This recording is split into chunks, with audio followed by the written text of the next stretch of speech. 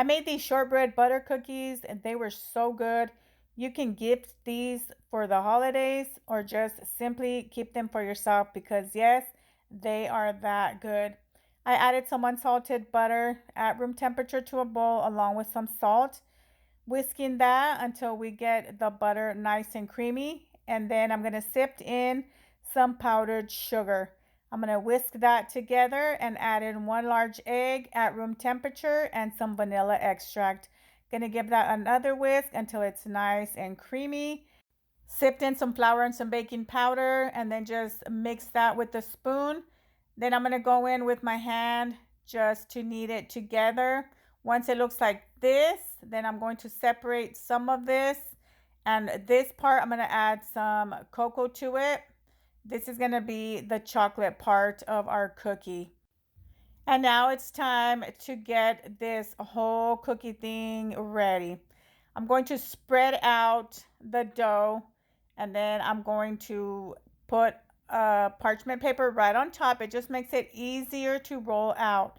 You want to roll it out thin because these are thin, buttery cookies.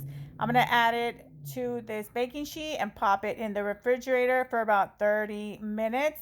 And that is just going to be easier when you cut out your cookies. So you want this cold. Doing the same thing with the cocoa one. Once it has been in the refrigerator, we're going to start cutting these out. I'm using this cookie cutter and I'm going to just start cutting these out. Then I'm going to place these on a baking sheet lined with parchment paper. To cut out the middle, I'm just going to be using a piping tip. I already did all of these. You're going to want to keep the rest of that dough to reuse for later. With the same piping tip, I took out this chocolate one out of the fridge, and you see how easy it is when it's cold. Then you're just going to start putting these inside of that hole from the cookie, just like that. Then reuse the dough, just roll it out and start making more cookies.